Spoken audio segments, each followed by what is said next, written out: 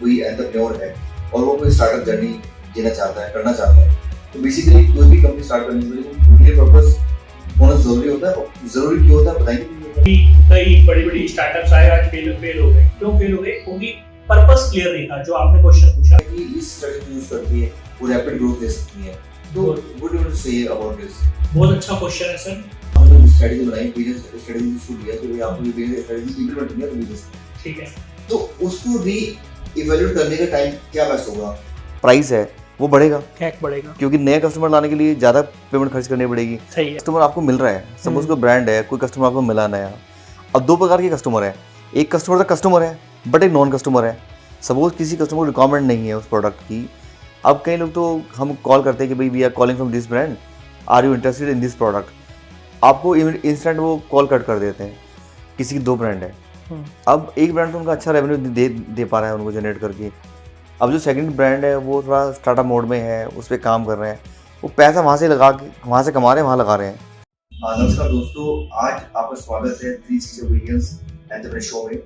यहाँ पर हम लोग लेके आते हैं एक्सपीरियंस स्टार्टअप ओनर्स की स्टोरी। और बेसिकली आज हमारे बीच में खास मेहमान हैं, मेरा नाम है नरेंद्र कुमार अलावानी, और मैं उनके बारे में कुछ बातें बोलना चाहता हूँ, लेकिन मुझे लग रहा है कि मैं अगर उनको बोलूँ तो और चीज़ें आपको क्लैरिटी से समझ में आएगी। मुझे नरेंद्र कुमार अलावानी की वेलकम टू आवर पॉडकास्ट। तो आप प्लीज बताइए अपने बारे में एक बार डिटेल में। थैंक यू गोविंदर जी, पहले तो बहुत बहुत शुक्रिया सर, आपका बहुत बहुत धन्यवाद, आपने मुझे इनवाइट किया और आपसे मिलकर मेरे को बहुत एनर्जी मिली। सर आप भी बहुत ही शानदार पर्सन है। तो मेरा नाम नरेंद्र है और मैं इंडियन एयरफोर्स में 20 ईयर सर्व किया एज ए जूनियर पार्ट में रिटायर्ड हुआ। उसके बाद मैंने लास्ट 4 ईयर से डॉक्टर सर के साथ कंसल्टिंग में हूँ और 550 क्लाइंट्स के साथ मैंने कंसल्टिंग कर चुका हूँ और आज भी बिजनेस कोच भी हूँ। और स्टार्टअप ओनर से लेके एमएसएमई ओनर तक हम गाइड करते हैं कैसे एक पर्सन स्टार्टअप से लेके आज आईपीओ तक कैसे जा सकता है। तो पूरी रोड मैप हम क्लियर करके देते हैं, चाहे वो फंडिंग हो गया, चाहे उसका एक्सपेंशन हो गया, चाहे फ्रेंचाइजी मॉडल जाना हो, सब उसको गाइड करते हैं। तो ये मेरा छोटा सा इंट्रोडक्शन है। तो नरेंद्र कुमार जी, अगर कोई एंटरप्रेन्योर है और वो कोई स्टार्टअप जर्नी जीना चाहता है, करना चाहता है, तो बेसिकली कोई भी कंपनी स्टार्ट करने के लिए क्लियर पर्पस होना जरूरी होता है। और जरूरी क्यों होता है बताएंगे? बिल्कुल सर, जो स्टार्टअप की और एंटरप्रेन्योर की जर्नी है ये काफी टफ है। ये एक मिमिक वर्ड बना दिया गया है। एक्चुअली स्टार्टअप तो अंबानी और धीरूभाई अंबानी जी ने भी करा था, रिलायंस को स्टार्ट किया। लेकिन अभी क्या है, स्टार्टअप का कल्चर ही हो गया कि हमारे को लगता है कि हम स्टार्टअप कर लेंगे तो हमें फंडिंग रेज हो जाती है, फंडिंग मिल जाती है ना। लेकिन अगर आपने लास्ट रिपोर्ट देखोगे तो ऑटो राजो आया, स्नैपडील आया, ठीक है, और भी कई बड़ी स्टार्टअप्स आए आज फेल हो गए। क्यों फेल हो गए? क्योंकि पर्पस क्लियर नहीं था। जो आपने क्वेश्चन पूछा, तो आपका वाई क्लियर होना चाहिए, पर्पस क्या होना चाहिए। उसके साथ साथ आप वो कस्टमर की वो बर्निंग प्रॉब्लम सोल्व करो जो कस्टमर को रियली में उसकी प्रॉब्लम सोल्व हो रही है। कई बार क्या होता है, हमें लगता है कि वो स्टार्टअप या हमें लगता है वो प्रॉब्लम है और क्या अपना प्रॉब्लम एग्जिस्ट ही ना करते हो। एक वीट नाम की एक कंपनी आई थी जो शॉर्ट वीडियो रील का ऐप बना रही थी। उसने बहुत बड़ी फंडिंग, मतलब 5.9 मिलियन फंडिंग उठाई थी उसने। और उसके बाद भी आज वो नहीं है। क्यों नहीं हो पाई? क्योंकि वो मार्केट में डिमांड ही नहीं थी उसकी। तो मैं बस इतना कहना चाहता हूँ सर कि कभी भी स्टार्टअप करें, आपका पर्पस क्लियर होना चाहिए, मार्केट रिसर्च और प्रोडक्ट मार्केट फिट में देखना चाहिए। तो जैसे आपका स्टार्टअप स्टार्ट हो जाता है तो बेसिकली हर स्टार्टअप को एक डायरेक्शन चाहिए होती है। तो जैसे मैंने कोई थोड़ी स्टडी करी हुई है, थोड़ा सा आपसे मिलने के बाद स्टडी करी है, तो आपके यहाँ पे एक बड़ा अच्छा मॉडल है एरो मॉडल। बिल्कुल, थोड़ा सा ब्रीफ करेंगे हमारे ऑडियंस के लिए ताकि उनको भी डायरेक्शन मिल पाए स्टार्टअप को इसकी करने में। देखिए एरो मॉडल क्या होता है, अभी कहाँ है, जाना कहाँ है, जाओगे कैसे। ठीक है, अभी इसको मैं अभी कहाँ है, जाना कहाँ है और जाओगे कैसे। इसको सिंपल भाषा में बताओ, क्योंकि हमारे मैक्सिमम ऑडियंस हिंदी है तो हमारा बहुत आराम से देखो। अगर किसी भी आप खुद ही आप बिजनेस की पॉइंट ऑफ व्यू से अपनी लाइफ में देख लीजिए। आपको अगर ये पता है कि मुझे एग्जांपल मुझे अयोध्या जाना है, ठीक है, तो आपको पहले बताना चाहिए कि आप कहाँ बैठे हो, दिल्ली में बैठे हो, गुजरात में बैठे हो, मुंबई में बैठे हो। फिर उसके बाद ये पता जाना, जाओगे कैसे, जाना कैसे। फिर आपको ये पता है फ्लाइट में जाना है, ट्रेन में जाना है, उसमें जाना है। अच्छा, ये हो गया। और फिर आपको रास्ते क्लियर हो गए, फिर आपको वहां का पर्पस क्लियर होना चाहिए कि वहां पे जाके करना कैसे है। ठीक है, ये भी पता हो गया भाई यहाँ पे हूँ, मैं दिल्ली में हूँ और मेरे को मुंबई में जाना है। लेकिन उसके बाद जो मेरे को रास्ता करना है वो मेरे को क्लियर होना चाहिए। मैं ट्रेन से जाना चाहता हूँ, फ्लाइट से जाना चाहता हूँ, या किसी और बस से मीडियम से जाना चाहता हूँ। तो बेसिकली अगर कोई भी स्टार्टअप आप चला रहे हो तो जो आपका एरो मॉडल है वो हेल्प करता है आपको डायरेक्शन देने में। अगर डायरेक्शन सही होगी तो बेसिकली वो आपका स्टार्टअप स्केल होकर के एक सही डायरेक्शन में स्केल कर सकता है, ग्रोथ कर सकता है। बिल्कुल बिल्कुल। ओके। देखिए सर, स्टार्टअप ओनर के ना दो ही काम होते हैं। हाँ। एक होता है क्लैरिटी और एक होता है एनर्जी। ओके। आप एक बिलियन फाउंडर को आपको दो ही काम करने होते हैं कंपनी में। एक आपकी कंपनी में क्लैरिटी देनी होती है और फाउंडर जो एरो मॉडल है ना वो क्लैरिटी देता है। ओके। तो वो सबसे पहला प्रिंसिपल है आपको बिजनेस को सक्सेसफुल करना। Okay, very nice.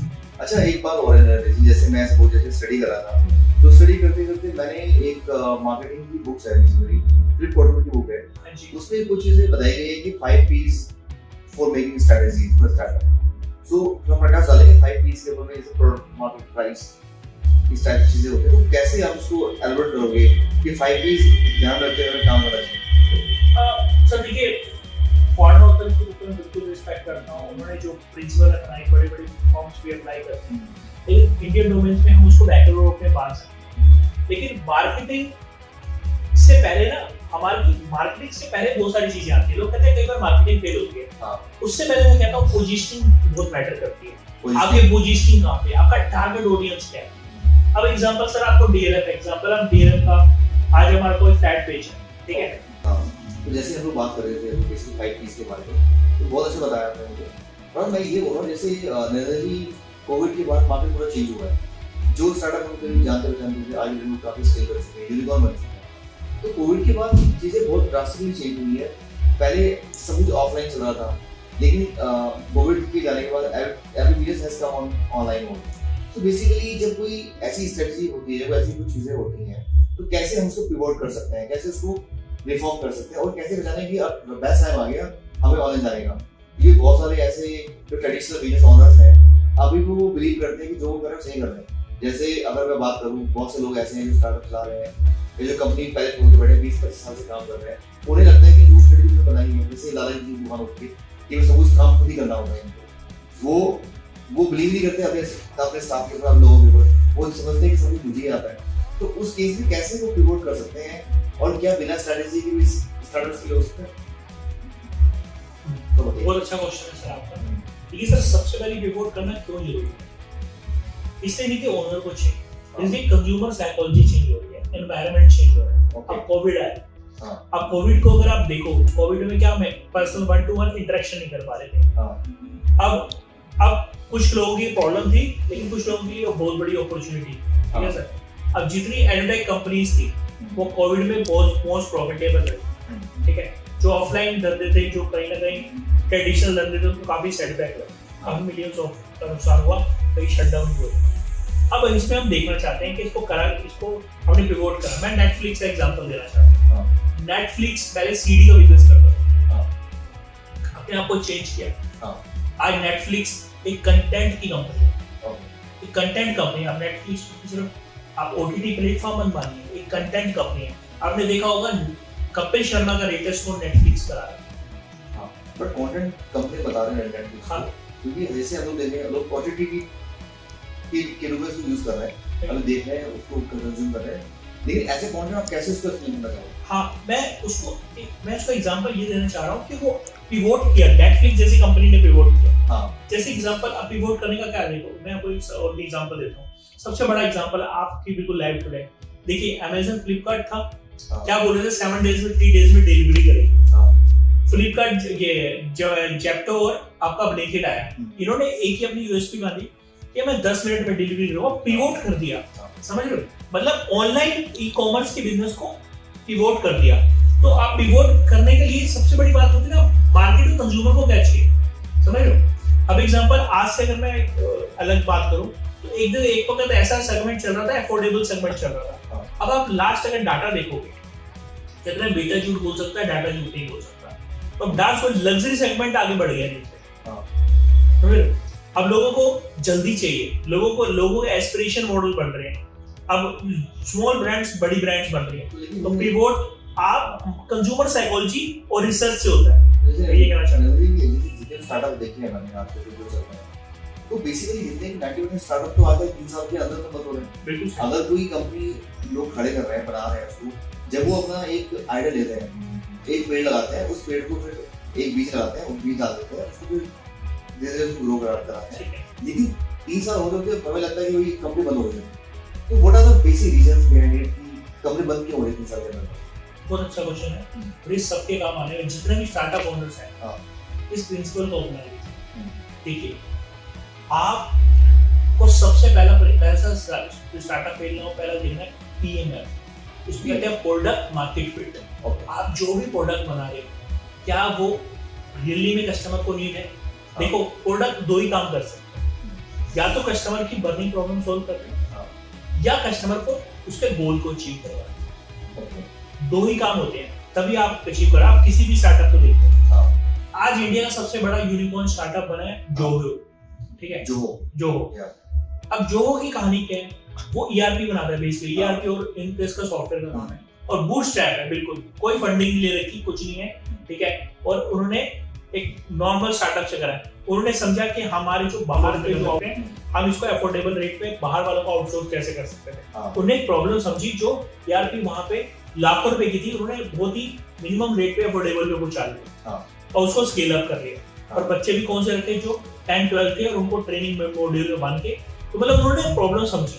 तो मैं कह रहा हूँ दूसरी बात होती है cash flow management. Cash flow नहीं होता। सब देखिए, कैश फ्लो बहुत बड़ी प्रॉब्लम है। लोग क्या करते हैं, रेवेन्यू मानते हैं। मैं कहता हूँ रेवेन्यू अलग चीज है और कैश फ्लो अलग चीज है। कैश फ्लो ही किंग होता है, जो आपके जेब में पैसा है वही सबसे बड़ी बात है। और ज्यादातर स्टार्टअप जो फेल होते हैं वो कैश फ्लो की वजह से फेल होते हैं। तीसरी प्रॉब्लम सबसे बड़ी बात क्या आती है, राइट टीम को चुनना है। हम लोग क्या करते हैं, अपने घर वाले, जब भी हम कोई बिजनेस स्टार्ट करते हैं, हम कहते हैं चाची का लड़का ले ले, मामे का लड़का ले ले, वो ले ले, उसमें कैपेबिलिटी नहीं होती कई बार, तो उसकी वजह से हमारी टीम स्लो हो जाती है। तो आपको राइट पर्सन को सिलेक्ट करना बहुत जरूरी है। अगर राइट पर्सन आप सिलेक्ट करोगे, उसका मैं एक फ्रेमवर्क बताता हूँ। आपको 4 चीजें देखनी होती है किसी भी पर्सन को सिलेक्ट करते हुए। पीछे का पोटेंशियल, मतलब आगे जाने का पोटेंशियल, पीछे का परफॉर्मेंस, ठीक है, उसका स्किल और अगर ये 4 चीजें जब भी किसी पर्सन में देखो, तभी आप उस पर्सन को हायर करो। ये आपके लिए राइट टाइम फिट होगा आपकी टीम के लिए। जैसे जितने भी स्टार्टअप कंपनी के ओनर्स होते हैं, तो मैंने आज तो ऐसे देख रहा हूँ लास्ट 5 years में आफ्टर कोविड, कि अगर उनकी नीड क्लैरिटी है, जो भी वो काम करना चाहते हैं, तो जो बड़े बड़े स्टार्टअप्स पहले के हैं उनको वो लोग बीट कर चुके हैं बहुत कम टाइम में। ये भाई give you one example of Paytm, बिल्कुल, like Flipkart, Amazon, these are lots of brands are there जो बहुत स्केल किया है बहुत कम टाइम में। तो जो ट्रेडिशनल बिजनेस चला रहे थे वो अगर कहीं नहीं है, लेकिन जो लोग नीश क्रिएटिव में काम कर रहे हैं, तो नीश को लेकर के आप हमारे ऑडियंस को क्या बोलना चाहेंगे कि नीश क्रिएटिव क्यों जरूरी है एक स्टार्टअप ओनर के लिए? सबसे पहली बात है, यस, नंदित जैसे बात कर रहे थे अभी आपसे नीश क्रिएटिव के बारे में।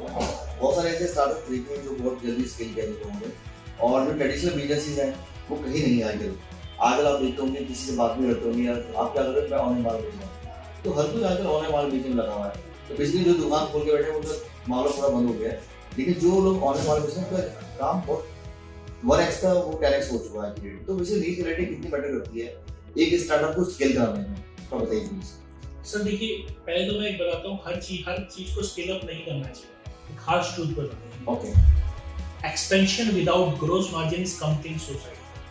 फिर से बोल रहा हूँ, expansion without gross margin coming suicide. Sir example, अभी आप कैश बर्न कर रहे हो एक 10 लाख का, ठीक है, एक साल बाद कितना हो जाएगा, 1 करोड़ 20 लाख, 5 साल में कितना हो जाएगा, 6 करोड़।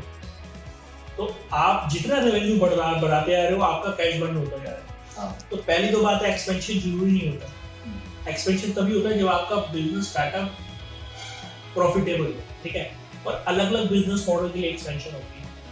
तो अभी मैं आपको अमेज़न का एग्जांपल देता हूँ।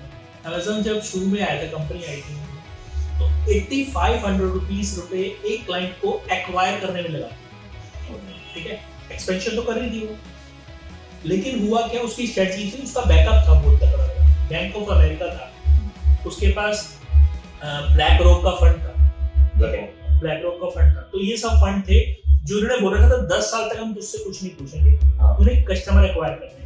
लेकिन हमारे छोटे स्टार्टअप अमेजोन और फ्लिपकार्ट को फॉलो करते हैं, हाँ। लेकिन उनको ये नहीं पता कि उनके पीछे बैकअप कौन है, वो खाली कैश बर्न कर रही है।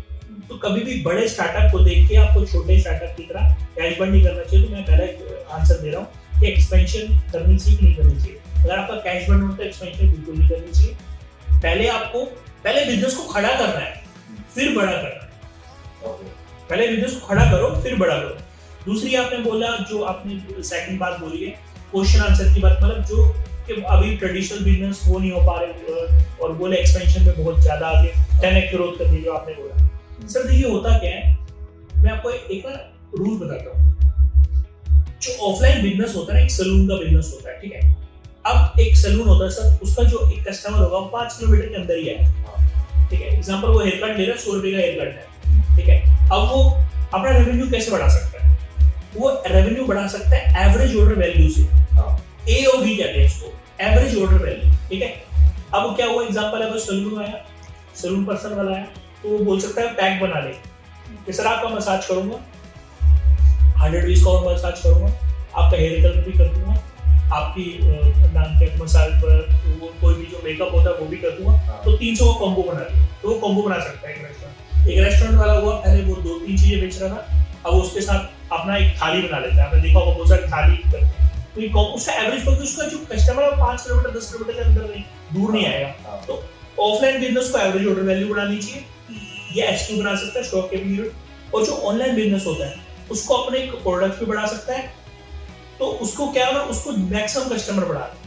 उसको ऑनलाइन सेल्स में क्या होता है, कस्टमर जितने ज्यादा एक्वायर करोगे आप प्रॉफिटेबल ज्यादा होगे, और ऑफलाइन में क्या है, आप जितने कस्टमर कम करोगे लेकिन उन्हीं से ज्यादा पैसा कमाओ। जो 100 रुपए खर्च कर रहा था, आप उसका जो उसको 200 रुपए में मजबूर कर दो कि 200 रुपए का सामान लो। तो ये एक रूल होता है, इसको फॉलो करना चाहिए। तो जैसे कई आजकल कंपनीज हैं, आगे ब्लू ओशन स्ट्रेटजी को यूज कर रही है, और बेसिकली बोला गया है कि इस स्ट्रेटजी यूज करती है वो रैपिड ग्रोथ दे सकती है। तो what do you say about this? बहुत अच्छा क्वेश्चन है सर। आप जिन लोगों को पता नहीं होगा, कई लोग हमारे ऑडियंस होंगे, ब्लू ओशन स्ट्रेटजी क्या कहते हैं। मतलब देखिए sir, blue ocean strategy Harvard में पढ़ाई जाती है, हार्वर्ड यूनिवर्सिटी में पढ़ाई जाती है। इसकी कहानी ये होती है कि ब्लू ओशन में सिर्फ वेल होती है, एक्चुअली इसकी बात है। अब आपको अगर करना है तो आप एक छोटी सी देखिए, आप ये सोचिए कि आप अपने बिजनेस में कैसे अप्लाई कर सकते हैं। इसको USP कहते हैं। अगर आप इसको हिंदी भाषा में, सरल भाषा में समझाना चाहो कि आप अपना USP बिल्डिंग करो, यूनिक सेलिंग प्रपोजिशन कहते हैं USP को, या इसको डिफरेंशिएटर भी कहते हैं। अब एग्जांपल, आपको एक एग्जांपल देता हूँ, डोमिनोज का बर्गर पिज्जा बहुत सब जगह बेच रहे हैं। उसने क्या बोला, मैं 30 मिनट्स में डिलीवरी करूंगा, 30 मिनट्स आप फ्री, अगर आप 30 मिनट में करोगे फ्री होगा। गोल्ड की ज्वेलरी की दुकानें सब जगह थी, तानिश ने एक इनोवेशन कर दी। पहले कुछ साल लॉस में रही तानिश की, टाटा की ज्वेलरी, उसने क्या करा, एक गोल्ड चेकिंग मशीन रख दी। क्या आपका गोल्ड प्योर है, ऐसा उसने टैगलाइन डाला। अब जितने भी जो लोग ज्वेलरी लेते थे, इधर फ्री में भाई ज्वेलरी चेक कर लेते, देखा 70% 60% ही ज्वेलरी प्योर थी और सारी इम्प्योर थी। तो उसने क्या, कस्टमर एक्वायर क्या करे, फ्री चेक करने के लिए। तो आप ब्लू ओशन स्ट्रेटजी ये तानिश वाले एग्जांपल से लेके और डोमिनोज वाले एग्जांपल से अपने बिजनेस में भी अडॉप्ट कर सकते हो। और आप ये सोच सकते हो मैं ऐसा क्या यूनिक कर सकता हूँ जिससे कस्टमर मेरा वाओ कह दे, या कस्टमर को मैं कुछ डिफरेंट दे दूं। तो ये आप कर सकते हो। तो जैसे बिजनेस में लोग कर रहे हैं आजकल, आई मीन कई लोगों में रिस्क टेकिंग एबिलिटी होती है, कई लोगों में नहीं होती। तो बिजनेस में रिस्क लेना सही है या गलत है? सर देखिए, 2 तरह का रिस्क होता है। एक वैरेन बफेट ने बहुत बार बोल रहा है, मुझे जो चीज नहीं पता वो रिस्क है, और जो मुझे पता है तो मुझे 100% श्योर है कि हो सकता है, तो वो रिस्क नहीं। तो अब रिस्क में 2 तरह के रिस्क होते हैं। एक होता है आप गाड़ी चला रहे हो और 120 की स्पीड पे गाड़ी चला रहे हो, उसमें रिस्क है। लेकिन जब आप हाईवे पे चला रहे हो और आपका ब्रेक भी आपको पता है मेरे पास फोन है और उसकी लिमिट भी मान रखे सो रहा है, आप थोड़ा सा क्रॉस भी कर जाओगे तो रिस्क नहीं है, क्योंकि आप सेफ हो। अब बिजनेस का रिस्क क्या होता है? सबसे ज्यादा रिस्क होता है कैपिटल का रिस्क। सबसे ज्यादा रिस्क हो जाता है कैपिटल लॉस ना हो जाए, जीरो ना हो जाए। तो आप इसको मिटिगेट कर सकते हो, या तो आप पार्टनरशिप कर लो, या फ्रेंचाइजी मॉडल कर लो, या आप उस बेस पे इक्विटी दे सकते हो, या ईसॉप्स दे सकते हो। अगर बिजनेस की अगर रिस्क जो है आपका, उस रिस्क को आप कैलकुलेट कर सकते हो। कैलकुलेटेड रिस्क लीजिए। क्या वो सही है? हाँ सर देखिए इंटरप्रेन्योर की ना एक क्वालिटी होती है। आप एक बताओ नौकरी पर्सन में और एक बिजनेसमैन में क्या माइंडसेट है, मुझे आप बताओ क्या फर्क है? देखो फर्क कहीं ना कहीं वो एक मतलब ही इज फील्ड से हाँ जो गवर्नमेंट एम्प्लॉय, बट बिजनेस में तो रिस्क है क्योंकि ऑलरेडी बिजनेस आएगा नहीं आएगा, चल गया तो आप सही है अब मैं इंडियन एयरफोर्स में था, मैं 20 इयर्स सर्व किया, ठीक है, तो वहाँ पे सेफ था, ठीक है, कोई दिक्कत नहीं, मेरे को हर मंथ इतनी अच्छी पेमेंट आती, सब कुछ था। लेकिन जैसे मैं बिजनेस में गया, अब भी हो सकता था, सही भी हो सकता था, लेकिन उस बात को मैंने रिस्क लिया। लेकिन रिस्क तब लिया मैंने पहले लर्निंग अपना कर्व रखा, पहले चीजों को सीखा। अब तो मेरा कैलकुलेट ही था, कुछ भी हो जाए तो इतना तो मुझे आता ही है, उसे इतना सीखा ही है ना, पेंशन तो आ ही रही है, इतना तो मैंने एसेट्स बनाए ही है, इतना वेल एजुकेटेड, तो मेरी तैयारी बहुत इंपॉर्टेंट होती है। रिस्क से पहले ना आपकी प्लानिंग प्लस प्रिपरेशन, इसको 2P कह सकते हैं। आप planning plus preparation equal to calculated risk successful business को आप कर सकते हैं। तो सपोज आपने नरेंद्र जी किसी को गाइड करा, आपने कोई स्ट्रेटजी बनाई, बिजनेस स्ट्रेटजी शुरू किया, तो भाई आपने ये बिजनेस स्ट्रेटजी इंप्लीमेंट किया बिजनेस, ठीक है, तो उसको री इवैल्यूएट करने का टाइम क्या बेस्ट होगा? आई मीन हमें इंस्टेंट करना चाहिए, मंथली बेसिस पे करना चाहिए इसको रिवैल्यूएट कि भाई वो स्ट्रेटजी काम आ रही है नहीं आ रही है, या वीकली करना चाहिए? तो बताइए इसके बारे में। बहुत अच्छा क्वेश्चन है सर आपका। सर देखिए एक ना आपको वीकली करना चाहिए, हर वीकली करना चाहिए, इसको कहते हैं WWW। मैंने ये भी बताया था मैंने किनसे सीखा, डॉक्टर विवेक विपिन सर से मैंने सीखा, मेरे गुरु हैं। आज जो भी मैंने चीजें सीखी सर से सीखी, और भी बिजनेस कोचेस से सीखा, लेकिन सर से सबसे ज्यादा सीखा। और एक चीज सीखा कि WW, what went well, what went wrong, what could be improved, ये 3 चीजें सीखी। इसको सर माँ कसम मीटिंग भी कहते हैं, माँ कसम मीटिंग कहते हैं मंडे को, मंडे मीटिंग कहते हैं। आप हर हफ्ते WW की मीटिंग करिए, और जो आपने बात बोली इससे आप नहीं बोलेंगे, आपकी टीम बोलेगी सबसे अच्छा क्या हुआ, सबसे बुरा क्या हुआ, और हम इम्प्रूव क्या कर सकते हैं। उस पे फिर जो प्लानिंग बनेगी उस पे हम फ्रेमवर्क्स पे काम करेंगे। तो हर वीकली मीटिंग होनी चाहिए जैसे आपने। ओके, इसमें एक बात और मैंने देखी है कि कस्टमर को आप समझोगे तो ग्रो पाओगे। तो बेसिकली कस्टमर को, अगर मैं कस्टमर को अंडरस्टैंड कर पा रहा हूँ तो मैं कस्टमर को चाहिए क्या, तो इज इट रियल में ट्रू कि भाई मैं आपको समझ पा रहा हूँ तो ग्रोथ मिलेगी आपको? ऐसा होता है जनरली, क्योंकि कस्टमर माल परचेज करेगा आपको। अगर कस्टमर की रिक्वायरमेंट आप अंडरस्टैंड कर पा रहे हो, जैसे हम लोग एक बार नीड एनालिसिस करते हैं, एमबीबी सिखाते हैं हमें कि भाई कस्टमर की जो नीड है उसको एनालाइज करना है, उसको एनालिसिस करके आपको उसको सोल्यूशन देना है। तो बेसिकली कस्टमर की जो नीड है उसको एनालाइज करके सोल्यूशन दे रहे हो, तो is it fruitful in point of company point of view से, या कैसे करेंगे? सर मैं आपको एक बहुत फनी बात बताता हूँ। कई बार कस्टमर को खुद नहीं बताओ उसको क्या चाहिए, मैं आपको ईमानदारी से बोलता हूँ, कस्टमर कंफ्यूज होती है। तक आपको पता है स्टीव जॉब की एक कहानी सुनाता हूँ आपको। स्टीव जॉब जब एप्पल में आईफोन लेकर आ रहे थे, तो लोगों ने पूछा यार ये फोन इतना कॉस्टली फोन कौन लेगा, तो छोटा सा नोकिया का यूज कर तो रहे, नोकिया जैसी कंपनी चल तो रही है, हम लोगों से फोन क्यों लेगा, क्योंकि तब ये सब आईफोन। तो उन्होंने इन बात को सुना, उन्होंने फिर एक आईफोन निकाला प्रोटेस्ट करने के लिए। उसने बोला, उन्होंने ये नहीं बोला कि इसमें म्यूजिक है कुछ है, उसने बोला 2000 songs in one pocket, in your pocket. तो कस्टमर को आईपैड नहीं चाहिए था, उनको उसको गाने चाहिए थे। कस्टमर को दवाई नहीं चाहिए होती, उसको हेल्थ चाहिए होती है।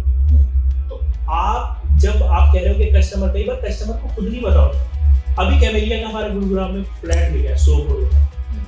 अब क्या लगता है 100 करोड़ का फ्लैट कोई बेचने जाता, कोई बिकता नहीं बिकता। उसने एस्पिरेशन बेची है, जिसने बेची है डीएलएफ ने क्या बोला कि भैया वहां पे जाने वाले 1000 करोड़ 3000 करोड़ के लोगों के साथ आपको बैठने का मौका मिलेगा, आप बड़ी बड़ी डील्स कर पाओगे। आप जो 156 कंट्रीज में उनके वहां पे जो एमडीज हैं, उनकी ब्रांचेस हैं, अब उन लोगों के साथ एक्सपेंशन हो पाएगा। तो बंदे ने 100 करोड़ नहीं खरीदे, वहां जो हजारों करोड़ के जो अमीर आदमी उनके साथ कोलैबोरेशन खरीदे। मैं ये कहना चाहता हूँ आपको, कस्टमर को भी नहीं पता होता मैं क्या करने वाला हूँ, वो आप बताते हो कि आप क्या कर सकते हो। आपको उसको विजन दिखानी है, आपको उसको बताना है कि इसका रिजल्ट क्या मिलेगा। कस्टमर एक्सपीरियंस भी मैटर कर रहा है। हाँ, कस्टमर एक्सपीरियंस तो सर देखिए, मैं आपको एक बात बताता हूँ, कस्टमर एक्सपीरियंस को ना मेजर करने का एक टेक्निक होती है, उसको कहते हैं एनपीएस, नेट प्रमोटर स्कोर।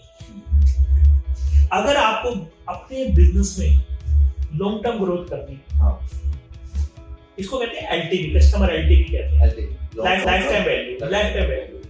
अगर आपको लाइफ टाइम वैल्यू क्रिएट करनी है तो हमें हमेशा कस्टमर का एनपीएस कलेक्ट करिए। जैसे कि एग्जांपल, सर कस्टमर आपके पास दुकान पे आया, आपका इतना बढ़िया इंस्टीट्यूट है, आपने बताया, जैसे आज मैं सर के बारे में थोड़ा बताना चाहूंगा। सर एक इंस्टीट्यूट चलाते हैं जिसमें बहुत सारे जो वर्किंग प्रोफेशनल हैं उनकी हेल्प कर रहे हैं, उनको फर्दर एडवांसमेंट में, जब उनको टाइम नहीं मिल पा रहा, उनकी एजुकेशन, उनकी एनहांसमेंट में कर रहे हैं। तो सर जैसे कोई एग्जांपल है, आपके पास कस्टमर हो तो आप उनसे पूछ सकते हैं आपको हमारी सर्विस क्या लगी, 1 to 10 में क्या रेटिंग दोगे। आपको हमारे जो हमारे करिकुलम का जो था उसमें 1 to 10 में क्या आप करोगे, और तीसरे में क्या आप क्या, आपको अगर अच्छा लगा तो आप किसी और रिकमेंड करोगे। अगर वो 8 से 10 के बीच में देता है तो हाईली रिकमेंडेड आपका। अगर 5 to 6 है ठीक है, उसको सेटिस्फाई लगा। अगर 5 से नीचे है तो आपको अपनी सर्विस में इंप्रूव करना है। तो इसका कस्टमर सर्विस पे इंप्रूव है। और अभी लेटेस्ट एग्जांपल सर, मैं अभी होम स्वीट्स पे गया था, उन्होंने मुझसे एक फीडबैक फॉर्म शेयर किया और बोला इसको फिल अप कर दो सर, तो वो एनपीएस नेट प्रमोटर स्कोर पर मैंने उसको रिमाइंड किया। हाँ, मुझे काफ़ी अच्छा लगा। नंदी, जैसे हम लोग बात कर रहे हैं अबाउट द बिजनेस स्ट्रेटेजी, तो जैसे अगर कोई प्रोडक्ट है या कोई स्टार्टअप है तो उसमें जो मार्केट बैरियर है या जो आपका एंट्री बैरियर है, तो दोनों में कैसे डिफरेंशिएट आप करोगे? क्योंकि जब कोई स्टार्टअप करते हैं तो हमें लगता है कि यार ये मार्केट बैरियर है और इसकी वजह से मैं इसको लॉन्च नहीं कर पाऊंगा, या एंट्री बैरियर है। तो बेसिकली वो एंट्री बैरियर है एक, जैसे कई लोग बोलते हैं कि मेरी मोनोपोली है उस सेक्टर के अंदर में, तो क्या है वो, कैसे हम क्रिएट कर सकते हैं एक छोटे स्टार्टअप ओनर के लिए? बहुत अच्छा क्वेश्चन है सर। देखिए सर, सबसे पहली बात ना, कभी भी ना आप कंप्यूटर को मत देखिए, हाँ। हमेशा कस्टमर को देखिए। बहुत सारे बिजनेस ओनर से गलती क्या होती है, वो क्या करते हैं, अपने कंप्यूटर को देख के स्ट्रेटजी बनाते हैं। हाँ। आप कंप्यूटर को मत देखिए, आप अपने हाँ। कंज्यूमर को देखिए। ओके। अभी मैंने कुछ देर पहले बताया था, मैं फिर से बता देता हूँ। फ्लिपकार्ट, अमेजन 7 डेज में 3 डेज में डिलीवरी कर रहे थे, लेकिन जेप्टो और ब्लिंकिट ने क्या करा, 10 मिनट में डिलीवरी कर दी। आज उनकी सेल कितनी बढ़िया हो गई, कितनी बढ़ गई है, 10x ग्रोथ कर गई है लास्ट 1 साल में। तो आप कंज्यूमर को देख रहे हैं, उनको पता है फास्ट मूविंग, फास्ट चीज चाहिए थी। सब जगह ब्रांड्स, पीटर इंग्लैंड था, लुइस फिलिप था, वेनोसेन था, बहुत सारे ब्रांड्स थे जो ब्रांडेड कर रहे थे। लेकिन जूडियो आया, 937 फ्रेंचाइजी लास्ट 3 ईयर्स में खोल चुका है। हाँ। तो उसने देखा कि प्रीमियम ब्रांडिंग कैटेगरी में एस्पिरेशन ब्रांड बनाना है। तो आप कंप्यूटर को मत देखिए, आप हमेशा कंज्यूमर को देखिए। तो एग्जिट बैरियर, एंट्री बैरियर की जो आपने क्वेश्चन पूछा, वो कोई भी स्टार्टअप कर सकता है। आप ये देखिए कंज्यूमर को बेटर वैल्यू कैसे दे सकते हैं। आप कस्टमर को ऐसी कौन सी बर्निंग प्रॉब्लम सॉल्व करें जो कस्टमर आपके बिना ना कर पाए, तो आप उस स्ट्रेटजी पे काम करिए। अब जैसे जितने भी स्टार्टअप ओनर्स हैं जो कंपनी स्केल कर रहे हैं अपनी, अब कई स्टार्टअप मैंने ऐसे देखे हैं जो कस्टमर तो बना रहे हैं, मार्केट भी कर रहे हैं, उनको सर्विसेज भी दे रहे हैं, लेकिन रिटेन नहीं कर पा रहे हैं। तो अगर रिटेन नहीं करेंगे तो उनका जो कस्टमर एक्विजिशन प्राइस है वो बढ़ेगा, कैक बढ़ेगा, क्योंकि नए कस्टमर लाने के लिए ज़्यादा पेमेंट खर्च करनी पड़ेगी। सही है। अगर कोई ओल्ड कस्टमर उसका है, उसे रिटेन नहीं करे तो पैसा ज़्यादा दिक्कत करेगा। तो बेसिकली उसमें कैसे एक स्टार्टअप ओनर याद रखे कि मुझे उसको रिटेन भी करना है, ताकि उसका कोर्स कटिंग हो सके एक्विजिशन वाली। देखो, कस्टमर रिटेन करना एक बहुत बड़ी कला है, आपको बड़ी बड़ी कंपनियों से सीखना चाहिए। आज जो अमेजन का जो एनपीएस है, नेट प्रमोटर स्कोर, वो 73 है। 73 है। ओके। आप ये तभी एक्सपीरियंस उसका लिए अच्छा कर सकते हो और रिपीट तभी करवा सकते हो जब आपने उसको जो उसने सोचा उससे बढ़िया वैल्यू दे दी। आपके अगर शोरूम में कोई पर्सन गया या आपकी वेबसाइट पे कोई गया, हाँ। आपने उसको पहले तो प्रॉमिस कर दिया, मार्केटिंग में बहुत सारा दिखा दिया, लेकिन आपने वो प्रॉमिस नहीं किया, तो इसका अपोजिट इफेक्ट भी पड़ता है। लोग आपको मिस सेलिंग कर सकते हैं या आपको रिपीट नहीं करेंगे। तो उसके लिए सबसे पहली बात ना, उसका टच पॉइंट बनाइए कि कस्टमर को आप टच पॉइंट बनाइए। जैसे एग्जांपल, कस्टमर आपके ऑफिस में आया, पहले एंट्री में उसको क्या मिला। जैसे एग्जांपल, आज मारुति में जाते हो, मारुति के शोरूम में 12 टच पॉइंट्स होते हैं। हाँ। आपको एंट्री करता है तो पहले उसको एक्सपीरियंस कैसे मिला, पहले उसको चाय कॉफ़ी पीछी थी। उसके बाद जब सेकंड पे गया तो उस वहाँ पे टीवी लगा हुआ था, सोफा लगा हुआ था, उसको न्यूज़पेपर मिला, उसको एक अच्छा फील हुआ। तीसरा बार कितना टाइमिंग पीरियड था, उसने सर्विसिंग के लिए गाड़ी लेने आया तो उसका टाइमिंग पीरियड क्या था, आधा घंटा बोला था और 1 घंटा वेट करवाया। या लेकिन मारुति में जाओ तो आपको 15 से 20 मिनट में गाड़ी आपके हैंड ओवर कर देते हैं। हाँ। ठीक है, वो पहले ही रेडी सब कुछ रखते हैं पेपर वेपर। तो इस तरीके से क्या होता है, कस्टमर तभी आपको मतलब फिर से रिपीट करता है जब कस्टमर की एक ही फीलिंग आती है, वो है वाव फीलिंग करवानी है। उसके लिए आपको टच पॉइंट्स, उनकी कस्टमर की जर्नी को समझना बहुत जरूरी है। कस्टमर आपसे ले रहा क्यों है और आपसे ही क्यों ले। और जैसे कोई कस्टमर आपको मिल रहा है, सपोज कोई ब्रांड है, कोई कस्टमर आपको मिला नया। अब दो प्रकार के कस्टमर है, एक कस्टमर का कस्टमर है बट एक नॉन कस्टमर है। सपोज किसी कस्टमर को रिक्वायरमेंट नहीं है उस प्रोडक्ट की, सपोज जैसे कोई सेल्स टीम है, अगर कोई कॉलर्स सेल्स टीम के थ्रू, कॉलिंग के थ्रू लोगों से बात कर रही है। अब कई लोग तो हम कॉल करते हैं कि भाई we are calling from this brand, are you interested in this product, आपको इंस्टेंट वो कॉल कट कर देते हैं। बट अगर वो सेल्स पर्सन उनको बोले कि सर आपको इतना अच्छा एक्सपीरियंस है, आपको सर अभी तक नहीं किया, सर अभी करना चाहिए, क्योंकि may be your things would be change, your जो सैलरी ब्रैकेट है वो इंक्रीज़ होगा, आपका जो टर्नओवर है वो इंक्रीज़ होगा, आपको जो रेपो रेट है वो इंक्रीज़ होगा। तो बेसिकली अगर हम कुछ ऐसे हुक पॉइंट दे दें उनको कि कस्टमर रुके वहाँ पे और रुक करके उस कॉलर को मौका मिल जाए उस कस्टमर से बात करने का, अगर बात करने का मौका मिलेगा तभी तो वो उसको कन्विंस कर पाएगा। तो ऐसे हुक पॉइंट क्या हो सकते हैं एक सेल्स पर्सन के लिए जो कॉलिंग के थ्रू काम कर रहा है? हाँ। देखिए, टैली कॉल करने के लिए सबसे पहली बात है टेक्निक होती है कॉल ओपनिंग और प्रॉबिंग। ओके। कॉल ओपनिंग, आप कॉल ओपनिंग कैसे करते हो? आपने उसको आते ही अपना प्रोडक्ट चिपका दिया तो उसको लगेगा ये प्रोडक्ट बेच रहा है। और मैं आपको बता दूं, कोई भी पर्सन ये नहीं चाहता उसको कोई बेच के जाए। हाँ। चाहे वो फ्लैट हो गया, चाहे आपका कोई प्रोडक्ट हो गया, चाहे कॉस्मेटिक का सामान हो गया, हाँ। चाहे ई कॉमर्स का सामान हो गया। हाँ। वो कस्टमर अपनी या तो कोई प्रॉब्लम सोल्व करना चाहता है, मैं फिर से बोल रहा हूँ, या अपना कोई गोल अचीव करना चाहता है। हाँ। आप ये देखिए उन दोनों में से क्या करवाते हैं। कॉल ओपनिंग में सबसे पहली बात क्या होती है? Rapport building. आपकी कंपनी के बारे में इंट्रोडक्शन बता सकते हो, या आप वो बता सकते हो सर आपने जिस चीज के लिए क्वारी करी थी मैं उसके लिए कॉल कर रहा हूँ, मैं बस, और उसकी नीड एनालिसिस प्रॉबिंग करो। फिर कई बार क्या होता है, हम कई बार सब कुछ बता देते हैं और हमको बाहर को पता लगता है वो डिसीजन मेकर ही नहीं है। हाँ। मतलब आपने मम्मी से बात करी और आपको, जैसे एग्जांपल आपका बिजनेस है, अब आपने किसी ऐसे बंदे से बात कर ली जैसे उसकी वाइफ ने उठाया, उसकी वाइफ को कोई रिक्वायरमेंट ही नहीं थी वो प्रोडक्ट करा, लेकिन उसने नंबर दे रखा था और बाद में बोला मेरे को तो कोई रिक्वायरमेंट नहीं। हाँ, मेरे बाद में आपको पता है मेरे हस्बैंड आएंगे, उनको ये रिक्वायरमेंट है, उनको प्रमोशन लेना था, इसलिए जो आपका जो एजुकेशन क्वालिफिकेशन है वो उनको चाहिए थी। लेकिन आपके जो पर्सन ने पूरी कहानी उसी को सुना दी। अब आपके टाइम वेस्ट हो गया।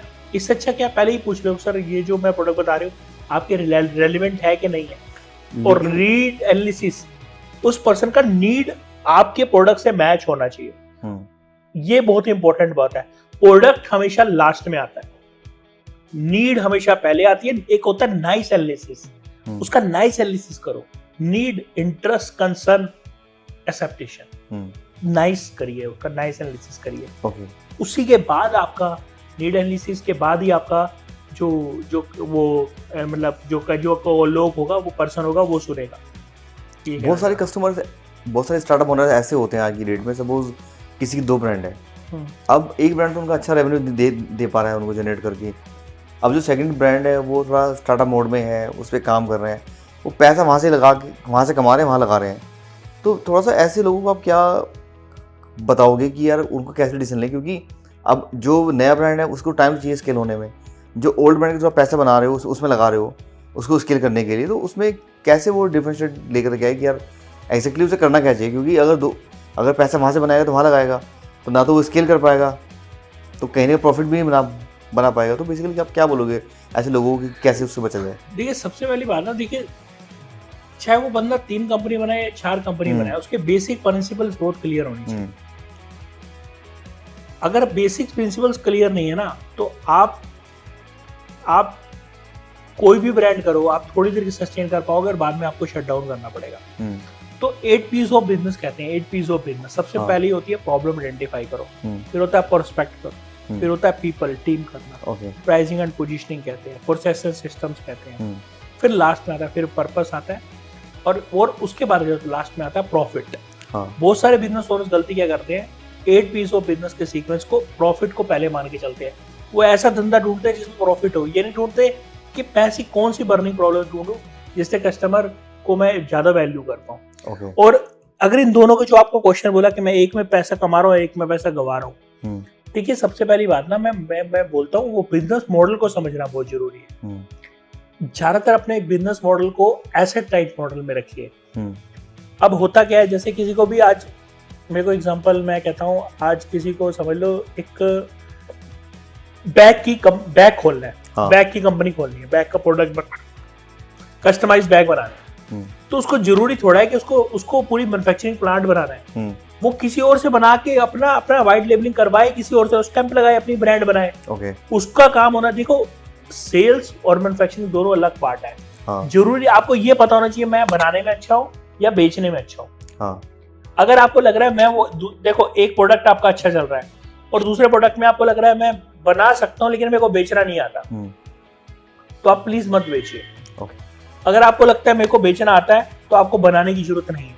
आपने बहुत सारे रियल एस्टेट में भी देखे होंगे लोगों को, कुछ लोग बहुत अच्छा बनाते हैं लेकिन वो खुद नहीं बेचते, और जो कई एजेंसीज हैं वो जो बेचने में बहुत अच्छे हैं लेकिन वो खुद प्रोडक्ट नहीं बना रहे, वो किसी और से बनवा के अपना ब्रांड बिल्डअप करवा रहे हैं। तो पहली बात आप ना एक चीज को पहले बढ़िया करिए।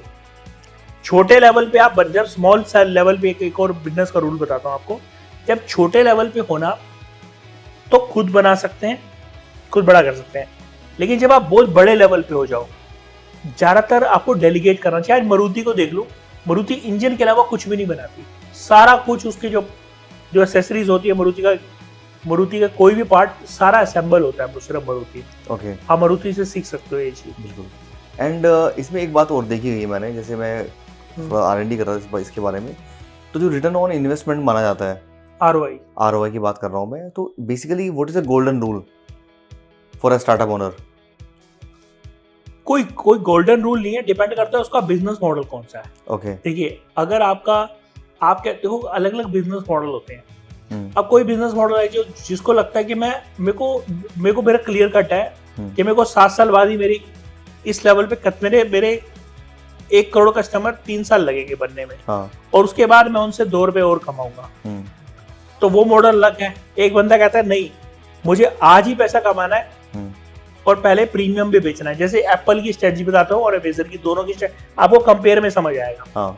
एप्पल क्या करता है, आज 45% मार्जिन के साथ काम करता है सर। 45% मार्जिन ये किसी भी सेगमेंट में सबसे हाईएस्ट है। अब ये प्रीमियम भी कमाता है और मार्जिन भी कमाता है, एप्पल का एग्जांपल, ठीक है, और स्केर्सिटी भी है उसमें। दूसरा है अमेज़न ने क्या करा, बहुत साल लिए, 13-17 साल लिए उसको प्रॉफिटेबल होने में। 12 साल बाद तो उसके अमेज़न के इन्वेस्टर्स ने उनके हाथ जोड़ लिए थे कि यार कब कमाओगे, 12 साल हो गए, लेकिन उन्होंने बाद में कमा के दिया, क्योंकि उनको कस्टमर एक्वायर करना था, उनको ग्लोबल जाना था, उनको पूरे वर्ल्ड की मार्केट कैप्चर करनी थी। तो आप सोचो, आप अमेज़न बनना चाहते हो या एप्पल बनना चाहते हो, तो पहले ये क्लियरिटी करिए। और दूसरी बात, आप ये देखिए कि आपको जो वर्किंग कैपिटल है आपकी, क्योंकि कैपेक्स और ओपेक्स दोनों इन्वॉल्व होती है, तो आपकी जो वर्किंग कैपिटल है वो कितनी आप फंड कर सकते हो और कितने टाइम में प्रॉफिट है, क्या उसके आप वर्किंग कैपिटल लेके चल रहे हो और आपको क्या फंडिंग मिल चुकी है, या आप कुछ इक्विटी उठाई हुई है, इक्विटी या अगर MSME की बात करूं तो उनको IPO जाना होता है। लॉन्ग टर्म में उनका जो गोल होता है IPO जाना होता है। IPO का मतलब होता है इनिशियल पब्लिक ऑफरिंग, ठीक है, ये SME की जर्नी होती है। तो ये यहाँ से आपको क्लैरिटी आ जाएगी कि आपको बड़ा करना है, और बड़ा देखो सर, एक्सपेंशन के लिए पैसा चाहिए होता है। तो मैं जितने भी MSME ओनर्स हमारे आज पॉडकास्ट को देख रहे हैं, you must go for SME IPO, ठीक है। अगर आपको इसके लिए कोई गाइडेंस चाहिए हो तो आप हमें कांटेक्ट कर सकते हैं। हम MSME गाइडेंस के पूरे, हमारे पास आज इन्वेस्टर बैंकर भी, एंकर इन्वेस्टर भी हैं, और हम कम से कम 30 से 35 कंपनीज को आज लेके जा रहे हैं SME IPO में, जिसमें पोशाक है, सॉलिटेयर है, एफिकेसी है, ठीक है। तो बड़ी बड़ी कंपनीज को साथ हमने अभी टाई अप किया है, लूनो सोलर है, तो आप हमसे टाई अप कर सकते हैं और हमसे बात कर सकते हैं। तो ये SME IPO के लिए हम गाइड करते हैं। तो नरेंद्र जी, अगर मैं बात करूँ कस्टमर एक्विजिशन कॉस्ट की, कैक की, यस, कोका, हाँ, कोका और कैक दोनों सेम ही होता है, कस्टमर के एक्विजिशन। तो सपोज कोई स्टार्टअप ओनर है, अगर वो अपनी कस्टमर एक्विजिशन कॉस्ट को पहचान ले, तो उसके हिसाब से वो अपना जो मार्जिन है उसको आइडेंटिफाई कर सकता है 100%। बट आजकल के जो स्टार्टअप ओनर्स है ध्यान ही नहीं दे रहे चीज़ के ऊपर में, उसकी वजह से उनको स्टार्टअप के 3 साल के अंदर ही उसको क्लोज करना पड़ रहा है। तो तब उनको लगता है कि यार मेरी जो कॉस्ट, कस्टमर एक्विजिशन कॉस्ट है वो ज़्यादा है, और अगर कस्टमर आ भी गया तो वो बेनिफिट दे नहीं रहा क्योंकि वो ज़्यादा उसमें कर रहा है। तो कैसे एक स्टार्टअप ओनर कैसे पहचाना इस चीज़ को, कैसे उसको आइडेंटिफाई करना चाहिए? कैक को कंट्रोल करना इसलिए जरूरी है क्योंकि अगर कैक कंट्रोल नहीं होगी ना, देखिए, आप प्रॉफिट के पीछे भागने से अच्छा ना कॉस्ट के पीछे भागिए। कोस्ट मैटर करती है Cost of- प्रॉफिट से ज्यादा। कॉस्ट ऑफ कोस्ट जो आपका खर्चा आ रहा है। ओके एग्जाम्पल आपका ऑफिस चल रहा है सर, हाँ आप समझ लो 5 लाख रुपए का आपका खर्चा है, हम्म, और आपका जो अब आपके जब आपने ऑफिस खोला था तब 2 ही आपके कंप्यूटर थे, हाँ लेकिन 1 साल के अंदर 5 कंप्यूटर और आ गए, खड़े हुए हैं और आप भी जो प्राइस दे रहे हो वो भी वही प्राइस दे रहे हो, तो आप क्या करोगे? डिस्काउंट दोगे। तो आपका प्राइस तो ज्यादा नहीं बढ़ा सकते, क्योंकि हाँ। आप जैसे ही बढ़ाओगे कंप्यूटर दूसरा आपका कस्टमर एक्वायर करने को तैयार है। बिल्कुल लेकिन आप क्या कर सकते हो? आप कोई ऐसी न्यू टेक्नोलॉजी ला सकते हो जिससे आपकी जो ऑफिस का स्टाफ है, कुछ हो गया, उसको टेक्नोलॉजी बेस में कर लो। हम्म, तो आप क्या करो, अपनी कॉस्ट कम करो। अब मैं आपको स्ट्रेटजी बताता हूँ कॉस्ट कम करने की, क्या क्या स्ट्रेटजीज होते हैं। पहली बात कंटेंट मार्केटिंग का यूज करिए। कंटेंट मार्केटिंग का यूज करिए, अपना कंटेंट बढ़ाइए, ब्रांड बिल्डिंग करिए। क्योंकि देखिए पर्सन 3 चीजों पे खरीदता है सर। एक रूल होता है KLT, आप याद KLT करिए, नो, लाइक और ट्रस्ट। कस्टमर तभी लेगा जब आपको जानता होगा, हाँ। जब आपको पसंद करता होगा और जब आपको ट्रस्ट करता होगा। ठीक है, तो आप KLT, आप सोचिए मैं KLT फार्मूला कैसे अपनाऊं जिससे आपकी कॉस्ट ऑफ कस्टमर एक्विजिशन कम आ जाए। दूसरी बात, आप अलग अलग मीडियम्स में जाइए, अपनी जो रिस्क है मिटिगेट कर दीजिए। आपको लग रहा है मैं अकेला काम कर रहा हूँ, तो आप चैनल पार्टनर्स बना सकते हैं। आपने बहुत सारे देखा होगा, चैनल पार्टनर्स बना सकते हैं, वही आपकी डिजिटल मार्केटिंग करवाएंगे, वही सब करेंगे, तो आपको जो कॉस्ट है वो बर्डन कम हो जाता है। ठीक है, तीसरी बात, लोगों को एफिलिएट मॉडल से जोड़ सकते हो। एफिलिएट मॉडल से जोड़ सकते हो कि कमीशन बेसिस पे आप करो। आज पूरा जो भी रियल एस्टेट है, चाहे अमेजन जैसी कंपनीज है, फ्लिपकार्ट है, वो एफिलिएट पे चलती है कि आप रेफर करोगे तो आपको भी कुछ कमीशन आ जाता है, और बहुत सारी ऐसी कम्स है। तो ये 3 चीजों पे आप काम करो, तो आपका कॉस्ट ऑफ कस्टमर एक्विजिशन कम आएगा। और तीसरा सबसे बड़ी बात, रेफरल पे काम करिए, उनको लॉयल्टी प्रोग्राम बिल्डअप करिए, लॉयल्टी कार्ड बनवा दीजिए, लॉयल्टी कर प्रोग्राम बिक करिए। अपने कस्टमर को बोलिए कि अगर वो रेफर करता है तो उसको कुछ एक्स्ट्रा इंसेंटिव्स मिलेंगे, तो ये कर सकते हैं। और लॉयल प्रोग्राम करिए, उनको एक कम्युनिटी का वैल्यू करिए, उनको कुछ आप एडिशनल गिफ्ट दे सकते हैं अगर वो रेफर करता है तो जैसे अगर कोई कोका की बात कर रहा है, कस्टमर एक्विजिशन कॉस्ट की बात कर रहा है, तो साथ में कैश फ्लो की बात भी करेगा 100%। अब कैश फ्लो की वजह से कैश फ्लो नहीं हो रहा है, अकाउंट में नहीं आ रहा है, तो कैसे उस चीज़ को कैसे मैनेज किया जाएगा? कैश फ्लो मैनेजमेंट की बात करूँगा मैं यहाँ पे। ठीक है, तो बताइए एक स्टार्टअप ओनर के लिए। देखिए सर, कैश फ्लो को हम इंडिविजुअल नहीं लेंगे, हाँ, हम लेंगे कैश ग्रोथ प्रॉफिट, इसको कहते हैं CGP। CGP। कभी भी बिजनेस को चेक करना हो ना, जैसे हमारी बॉडी को चेक करना, हम क्या करेंगे? BMI चेक करते हैं, हाँ, BP चेक करते हैं, और आपका मतलब ये आपका हीमोग्लोबिन चेक करते हैं, ब्लड टेस्ट करते हैं, तो हमें पता लग जाता है बंदा सही है कि नहीं है। ठीक है, हाँ, या हम पल्स रेट देख लेते हैं। ऐसे ही कैश ग्रोथ पे देखिए सर, अगर आपका कैश फ्लो खराब है लेकिन आपका ग्रोथ सही है और प्रॉफिट सही है, तभी भी आपका बिजनेस गलत डायरेक्शन में जा रहा है। हाँ, अगर आपकी ग्रोथ हो रही है लेकिन प्रॉफिट नहीं हो रहा और कैश फ्लो मैनेज हो रहा है, लाइक ये पेटीएम। आज पेटीएम बहुत बड़ा कैश बर्न कर रहा था, और पेटीएम का आप देखो आज शेयर कहाँ पे है, क्योंकि पेटीएम ने कहीं ना कहीं उसकी जो स्ट्रेटजीज थी, उसका बैकअप तो बहुत था लेकिन उतने लेवल पे ग्रोथ नहीं आ रही थी। हाँ, उसने एक लेवल पे ग्रोथ करी, बाद में उसने कैश बर्न बहुत किया, और बाद में जो उसकी मार्केट वैल्यू है वो डाउन हो गई। तो आपको जब भी आप ये जो कैश फ्लो की बात कर रहे हो, इसके लिए ना कैश फ्लो की नहीं, सबसे पहले कैश फ्लो की दिक्कत क्या होती है, अब जैसे किसी को बिजनेस करना है, हाँ, तो वो लोग क्या करते हैं, सबसे पहले क्या करते हैं, सबसे बड़े दिमाग में क्या था, हम ऑफिस खोलेंगे, हाँ, और हम कहाँ खोलेंगे? प्राइम लोकेशन पे खोलेंगे, जिसका बिल्कुल। रेंट 10 लाख रुपए। आपको जरूरी नहीं है शुरू में ऑफिस खोलना है, पहले आप जो प्रोडक्ट सेल करना चाहते हो, क्या आप दूसरा सोचिए, क्या मैं उसको ऑनलाइन कर सकता हूँ, क्या मैं कुछ ऐसी चीज भी सेकंड हैंड में यूज कर सकता हूँ, या अगर मेरे को कोई कंपनी खोलनी है, क्या मैं वो जो मशीनरी है, मैं मशीनरी 2 करोड़ की 3 करोड़ की ना लेके मैं किसी और से सामान बेच के पहले उसको सामान को बनवाऊं किसी और से और उसको मार्केट में सेल करूं, तो सही रहेगा। होता कि हम पहले से ही 4-5 करोड़ रुपए पहले ऑफिस में खर्च कर देते हैं, फिर उसके बाद मशीनरी भी ले आते हैं। अब होता कि हमारे पहले दिन से हमारी लायबिलिटी और जो लोन भी हमने लिया होता है वो शुरू हो जाती है, और उसी से हमारा कैश फ्लो खराब हो जाता है। तो कैश फ्लो स्मार्ट करने के लिए आपको अपने आप को लाइट रखना है, लाइट रखना है अपने आप को, लाइट, उसको लाइट एसेट मॉडल रखते हैं। तो ये आप कम करिए, अपनी कॉस्ट को कम करिए और टेक्नोलॉजी को अडॉप्ट करिए। टेक्नोलॉजी बहुत सारी ऐसी टेक्नोलॉजी है, AI का यूज कर सकते हैं, चैट GPT का यूज कर सकते हैं। मैं आपको एक बात बता दूं, 20 लाख लोगों की जॉब नेक्स्ट 5 ईयर्स में चली जाएगी AI के थ्रू, क्योंकि कॉस्ट कटिंग पे चीजें चली गई हैं। अभी लेटेस्ट कल की न्यूज बता रहा हूँ आपकी, एक हफ्ते की, कि 20,000 TCS ने ले ऑफ किया है। आपने भी सुना होगा सर। Yes yes. TCS ने क्यों किया? क्योंकि वो काम ऑटोमेटिकली रिपीटेबल हो रहा था। तो ऐसा नहीं था कि किसी पर्सन से वो काम आराम से हो सकता था जो वो नहीं भी कर सकते थे। तो आपको वो चीज आप भी अपना सकते हो। आप देख सकते हो टेक्नोलॉजी को कैसे यूज करें। बहुत सारी टेक्नोलॉजी बहुत सस्ती हो गई है आजकल।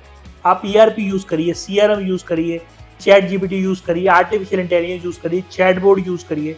ये सब टेक्नोलॉजी से आपकी जो कैश फ्लो और जो टोटल कॉस्ट होगी कम होगी। तो अगर मैं बात करूँ अभी इन दी एंड, जैसे बहुत सारे स्टार्टअप ओनर्स हैं जो नया प्लानिंग कर रहे हैं, अब वो बहुत मेहनत कर रहे हैं काम को स्केल कराने के लिए, लेकिन एक कॉन्सेप्ट है $0 मार्केटिंग। तो $0 मार्केटिंग कहने में तो बहुत सही लगता है कि यार $0 है, कुछ पैसा मेरा लगेगा नहीं और everything would be all right, जो मैं सोच रहा हूँ वैसा हो जाएगा। बट आगे लोग कंटेंट भी क्रिएट कर रहे हैं, इंस्टाग्राम पे डाल रहे हैं, फेसबुक पे डाल रहे हैं, यूट्यूब पे डाल रहे हैं, बट लैक ऑफ कंसिस्टेंसी, वो उसको रेगुलर नहीं कर पा रहे हैं क्योंकि चीज़ें उन्हें मैंने मैनेज करनी है। तो बेसिकली एक जो स्टार्टअप ओनर है वो कैसे अपने कंटेंट मैनेजमेंट को मैनेज करे, और जो $0 मार्केटिंग प्लान है जो उसमें कर सकते, थोड़ा एक बार मुझे 5-6 पॉइंट दीजिए कि ताकि हमारे जो स्टार्टअप ओनर्स हैं, जो एंटरप्रेन्योर्स हैं, जो चाहते हैं अपने बिजनेस को स्केल करना, और इस स्ट्रेटजी को यूज़ करके स्केल कर पाएँ। सर देखिए, $0 मार्केटिंग कॉइन कैसे हुई? $0 मार्केटिंग का मतलब क्या है? वो कॉस्ट जो कम हो, जिसकी कॉस्ट बिल्कुल जीरो हो, लेकिन मार्केटिंग हमारी जो ROI है बहुत ज़्यादा है। तो पहली स्ट्रेटजी ये है, सबसे पहली स्ट्रेटजी ये है कि आप वो मेथड ढूंढिए जिसमें आप वायरल हो पाए। ठीक है, आप नोन हो पाए। मैं एक एग्जांपल बताता हूँ आपको। USA में एक जगह है कैलिफोर्निया। ठीक है, कैलिफोर्निया में जब मैकडी को अपनी मार्केटिंग करनी थी, वायरल करना था, तो उसने क्या करा, वहाँ पे एक फ्लोर, मतलब जो फूल उगते थे, तो उसने साइड में, सड़कों के जो साइड में साइड होती हैं वहाँ पे उगा दिए। ठीक है, अब उस फूल उगाने में तो कोई पैसे नहीं लगते थे, लेकिन उसकी खासियत ये थी, उस फूल जो फूल था, वहाँ के जो डिस्ट्रिक्ट थे, अमेरिका में 51 डिस्ट्रिक्ट हैं, तो उस डिस्ट्रिक्ट में वो फूल तोड़ना मना है। ओके, ठीक है, और तो वो कई बार हाईवे पेंट करते थे तो उस पर चलान चढ़ जाता था। अब वो क्या, उन्होंने उसमें फूल उगा दिया और उसमें मैकडी लिख दिया, फूलों से बना के मैकडी कर दिया। एक तो वो कोई फूल नहीं तोड़ सकता, ऊपर से आपने वहाँ के सेंटीमेंट को भी जगा दिया कि हाँ कोई हम, और जब भी उस हाईवे से हर दिन 20,000 गाड़ियां जाती थी, तो वो मैकडी वहाँ पे पूरे USA में कैलिफोर्निया की वजह से पॉपुलर हो गया। तो एक ऐसी स्ट्रेटजी हो गई। दूसरी होगी guerrilla marketing. Guerrilla marketing. Copenhagen में एक जू है।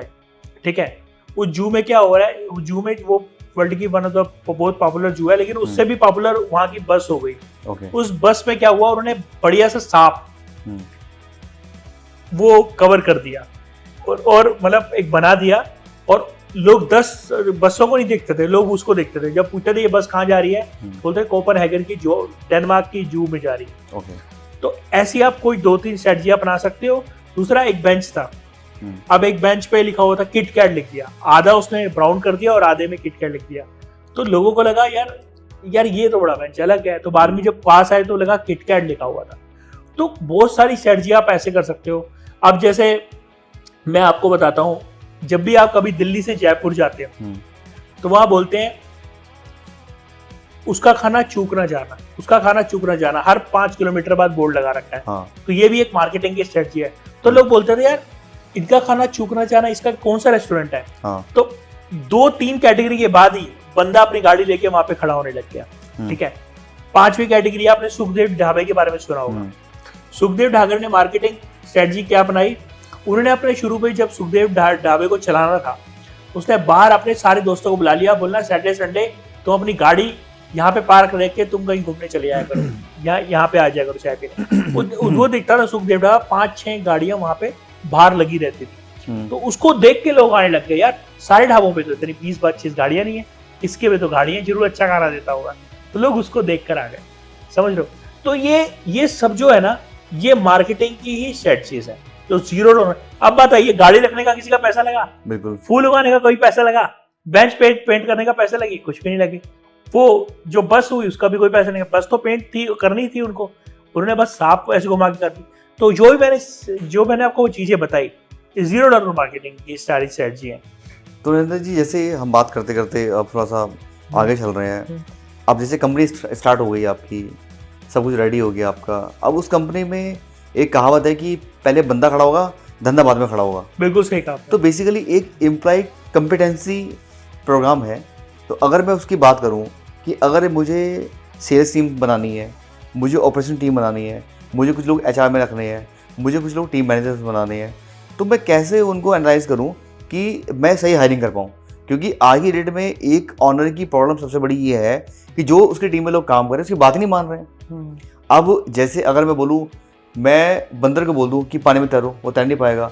एक फिश को बोल दूँ, वो तैर लेगी। बंदर बोल दूँ पेड़ पे चढ़ जा, वो चढ़ जाएगा। तो बेसिकली अगर मैं चाहूँ कि जो बंदा एचआर के लिए परफेक्ट है वो एचआर में जाए, मैं चाहता हूँ कि एक बंदा ऑपरेशन के लिए परफेक्ट है वो ऑपरेशन में आए, एक बंदा सेल्स के लिए परफेक्ट है वो सेल्स में जाए, एक एम्प्लॉई है वो मार्केटिंग में परफेक्ट है वो मार्केटिंग में जाए।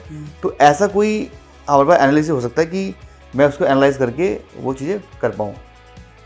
वो बिल्कुल हो सकता है सर। कम्युनिटी एनालिसिस एक टेस्ट भी होता है। देखिए 4 तरह के लोग होते हैं, action man, people man, process man और आइडिया। ओके, ठीक है। अगर आपको सेल्स का बंदा चाहिए तो हाँ। एक्शन और पीपल मैन होना चाहिए। ओके, उसकी वजह बताता हूँ। ठीक है सर, सेल्स होती है रिलेशनशिप, ओके, एक्शन मैन होती है सेल्स क्लोजिंग, ऑब्जेक्शन हैंडलिंग। तो एक्शन मैन कर सकता है सेल्स पैसे निकालने, बिल्कुल, एक्शन मैन करता है। अगर आपको रिसर्च के लिए टीम चाहिए, बैक एंड में टीम चाहिए, या आपको हाँ। कोई इनोवेशन चाहिए, तो आप आइडिया मैन को लीजिए, जो अलग अलग डिफरेंट टाइप ऑफ आइडियाज थे। ओके, अब सिलिकॉन वैली है, वहाँ पे इनोवेशन बहुत स्टार्टअप करते हैं। जब उनका कॉम्पिटिटिव एनालिसिस हो तो मेजॉरिटी ऑफ द पीपल जो करते थे वो आइडिया मैन थे, जो रिसर्च में थे। बिल्कुल। फिर दूसरा जो आती है एक्शन मैन, पीपल मैन हो गया, प्रोसेस मैन। अब कोई बंदा आपके बैक एंड में है, जो बंदे को अकाउंट्स आता है, हाँ, जिस बंदे को लोगों से इंटरेक्शन करना इतना अच्छा नहीं लगता, एक्सट्रोवर्ट है, नहीं इंट्रोवर्ट है सॉरी, तो वो बंदे को आप बैक एंड में वो कर सकते हैं। तो वो बंदा प्रोसेस मैन है, जो ऑपरेशंस को देख सकता है। ओके, हर बंदे को हर जगह फिट नहीं करा जाता, जो बंदा जहाँ पे हो वहाँ पे फिट किया जाता है। ठीक है। आप इंडियन एयरफोर्स में देख लीजिए, एसएसबी एक टेस्ट होता है 5 डेज का। ओके, अब वहाँ पे क्या होता है, वहाँ पे आप कुछ भी कर लो, उनकी एक पैरामीटर्स हैं, हाँ, तो उस पैरामीटर में आपको फिट होना चाहिए। तो वैसे ही आपकी कंपनी में भी हर कोई फिट नहीं होता। आपको और एक और बात जो आपने बोला लोग चले जाते हैं करते, देखिए सर मैं आपको एक बहुत बड़ा रूल बताता हूँ। कोई भी पर्सन आपके लिए ज्वाइन नहीं होता, वो अपने उसकी एक रैप एनालिसिस होती है। पर्सन अपने लिए खुद होते हैं, उसके कोई डिजायर होते हैं। कुछ लोग फेम के लिए होते हैं, कुछ लोग पैसे के लिए होते हैं, कुछ लोग इज्जत के लिए होते हैं। आपको ये देखना है कि मेरा एम्प्लॉय की रिक्वायरमेंट क्या है। 50,000 से नीचे वाला आदमी पैसे के लिए काम करता है, 50,000 से ऊपर वाला इज्जत के लिए काम करता है। आपको ये क्राइटेरिया क्लियर होना चाहिए लाइफ में। ठीक है। तो आप देखिए आपका कौन सा एम्प्लॉय किस लेवल पे है। और दूसरी बात, एक रिचर्ड ब्रेंसन ने एक बहुत अच्छी बात कही थी आर्टिकल तो उनके, कि अपने एम्प्लॉय को इतनी ट्रेनिंग दो, इतनी ट्रेनिंग दो, इतनी ट्रेनिंग दो कि आपका कंप्यूटर उसको 3 गुना सैलरी पे रख ले। ठीक है। बिल्कुल। लेकिन उसके बाद उसको इतना प्यार दो, इतना प्यार दो, इतना प्यार दो कि 4 टाइम भी कोई देना चाहे तभी भी आपको छोड़ के ना जाए। तो ये एम्प्लॉय की आपको रूल रखना है। ठीक है। और एम्प्लॉय को देखिए, एम्प्लॉय हेड एंड सोल से आता है, लेकिन आपको उसको ऐसा करें कि कंपनी उसी की है। इसका एमसीडी एक प्रिंसिपल होता है, मैनेज, कोर्स और डेलीगेशन। शुरू में जब एम्प्लॉय आए उसको गाइड करिए, उसको मैनेज करिए, उसका साथ दीजिए, उसको बात करिए। फिर उसके बाद उसको सी पे कोच दीजिए, उसको सपोर्ट दीजिए, कोच करिए। जब उसको सब कुछ आ जाए, हैंड कप और हैंड लूज कहते हैं उसको, कि पहले उसको आपको हैंड पकड़ पड़ना है, उसको सिखाना है, 1 महीना 1.5 महीना सिखाना है। फिर उससे चीज़ें पूछनी है उसको। अगर आपको लग रहा है उससे सही फीडबैक दे रहा है और चीज़ें आपकी 100 में 70 भी करने लग गया, तो उसको छोड़ दीजिए। उसको अगर कुछ गलती करता है तो करने दीजिए। कभी भी आपको मैं बताऊं, बंदे मिलते नहीं है, बंदे बनाने पड़ते हैं। इसमें एक सॉरी हाँ जी, उसमें एक बात ये बोलते हैं कि you will do and he will see and he will do you will see. बिल्कुल। तो बेसिकली वो एक प्रिंसिपल पे अच्छा है कि पहले आप करके दिखाओ, वो आपको देखिएगा, देख करके 5 बार करेगा वो आप। हाँ, मैं बताता हूँ उसको सर, ये प्रिंसिपल होता है कि पहले आप करेंगे, फिर आप करेंगे, फिर आप करेंगे, फिर आप करेंगे, फिर आप करेंगे, 5 बार करेंगे। फिर उसके बाद वो फिर करेगा, फिर वो भी 5 बार करेगा, फिर आप उसको देखोगे, उसके बाद छोड़ दो। बिल्कुल। तो पहले 5 बार आप करेंगे, 5 बार वो करेगा, फिर आपको छोड़ दे रहा है। पहले आपको उसको गाइड करना है और आपको उसकी कम्पिटेंसी चेक करनी है। ये हायरिंग में शुरू हो जाता है। अब इसके पीछे भी आपको मैं बैकग्राउंड बताता हूँ, सर बता दिया था, फिर बताता हूँ कि जब आपको हायर कर रहे हैं ना, तो मैं फिर बोला आगे जाने का पोटेंशियल, पीछे की परफॉर्मेंस, उसका स्किल और बिल, ये 4 चीजें चेक करनी है हायरिंग में। इसके आगे भी बताया था एक इंटीग्रिटी भी होती है। अब ये देखिए कि उसको सबसे अच्छी चीज़ क्या लगी। कुछ क्वेश्चंस होते हैं जब आप हमारे से कंसल्टिंग लेंगे तो हम आपको बताएंगे कौन से क्वेश्चंस इंटरव्यू में पूछने चाहिए, जिससे आपको बताए। मेरा इंडियन एयरफोर्स का भी एक्सपीरियंस है 20 ईयर्स का, और आज 5 साल से कंसल्टिंग में हो, तो उसके बेस पे भी हम इंटरव्यू में समझ जाते हैं कि बंदा कहाँ तक जाता है। वो आप चेक कर सकते हो। चलो नरेंद्र जी, काफ़ी अच्छा लगा बात करके आपसे, और जो दर्शक हैं हमारे काफ़ी लाभान्वित होंगे इस चीज़ से, क्योंकि उनको काफ़ी चीज़ें अंडरस्टैंड करने को मिली है और काफ़ी बिजनेस के जो सीक्रेट्स हैं वो देखने को मिले हैं। सो मैं आपको थैंक्स बोलना चाहूँगा, आपने हमारे पॉडकास्ट में आकर के हमारे दर्शकों को इतना कुछ बताया और समझाया। अगर वो आपकी स्ट्रैटेजी इंप्लीमेंट करेंगे, क्योंकि एग्जीक्यूशन ही बहुत ज़रूरी है। अब जो स्टार्टअप ओनर्स हैं उसको नॉलेज तो है कि करना क्या है, बट जब तक वो उन चीज़ों को इंप्लीमेंट नहीं करेगा अपने काम के अंदर, अपनी कंपनी के अंदर में, तो चीज़ें उसके हिसाब से नहीं हो पाएंगी। तो बेसिकली मैं भी आपको ये बोलूँगा कि जैसे आप चीज़ें कर रहे हो, आपको पता है ये काम ऐसे करना है, बट उसको एग्जीक्यूट नहीं कर पा रहे हैं आप। तो बेसिकली इंप्लीमेंटेशन बहुत ज़रूरी है। आपको नॉलेज कभी आपकी हेल्प नहीं करेगा जब तक आप उसको एग्जीक्यूट नहीं करोगे। तो पहला स्टेप है उसको इंप्लीमेंट करना अपने सिस्टम में, प्रोसेस बनाना, चीज़ों को ऑटोमेट करना, अपने जैसे बंदे खड़े करना। डुप्लीकेसी एक पार्ट होता है बिजनेस में। जो नॉलेज आपको है, आपको अपने से लोग खड़े करने हैं अपने बिजनेस में, ताकि वो चीज़ें क्रिएट हो पाएँ, ताकि आप फ्री हो सकें उस चीज़ से। तो thank you Narendra ji podcast में आने के लिए, और हम आगे भी आशा करेंगे आपसे कि आप आते रहोगे और लोगों को ऐसे बताते रहोगे और अपनी जो स्ट्रैटेजी उसको दोगे। So thank you for joining our podcast. Thank you so much sir. मैं लास्ट में एक लर्निंग जरूर देना चाहूँगा, ताकि हर हमारे देश का नागरिक, हमारे हर देश का बिजनेसमैन एसएमई सक्सेसफुल हो। आपको अपने बिजनेस में ना 3 चीज़ें जरूर देखनी है। बिजनेस में बनाना है BIS मॉडल बनाइए। हमेशा कस्टमर के लिए वैल्यूएबल बनिए, ठीक है, कंप्यूटर के लिए इनोवेटेबल बनिए ताकि हर कोई कॉपी न कर पाए, और अपने बिजनेस को स्केलेबल बनाइए। BIS अपने बिजनेस में अप्लाई करिए, ठीक है। और हमेशा आप सोचिए, मैं कहता हूँ हर पर्सन को बिजनेस करना चाहिए सर। बिल्कुल। बिजनेस करने से हमारे देश में खाली आपका बेनिफिट नहीं है सर। आप जैसे आप हैं सर, इतने सक्सेसफुल इंसान हैं, आज आप इतने लोगों को रोजगार दे रहे हैं, आपकी वजह से कितने लोगों का रोजगार चल रहा है, और वो कहीं डायरेक्टली हमारी कंट्री की GDP में ग्रोथ हो रही है। बिल्कुल। तो मैं चाहता हूँ जो भी हमारे न्यू स्टूडेंट्स देख रहे हैं, यंगस्टर्स देख रहे हैं, यंग जनरेशन देख रहे हैं, प्लीज़ आप बिजनेस जरूर स्टार्ट करिए। बिजनेस के लिए गवर्नमेंट की बहुत स्कीम्स आ चुकी हैं। मुद्रा योजना, अगर आपके फंडिंग इशू है, आप बैंक जाइए, वो मुद्रा लोन के बारे में बताएगा। अगर आप MSME हैं तो CGST लोन मिल सकता है। अगर आप एक स्टार्टअप ओनर, तो स्टार्टअप इंडिया की साइट पे चाहिए। स्टार्टअप इंडिया की साइट पे फंड अलॉट है सर, 1000 करोड़ का फंड ऑफ फंड्स अवेलेबल है। आप प्लीज अवेलेबल करिए और अपने देश को आगे बढ़ाइए, और आप जो भी आपने सोचा वो आप कर सकते हैं। Thank you so much. और कोई भी हेल्प चाहिए आप मुझे भी कांटेक्ट कर सकते हैं, मैं आपकी पूरी हेल्प कर पाऊंगा। Thank you so much. Thank you.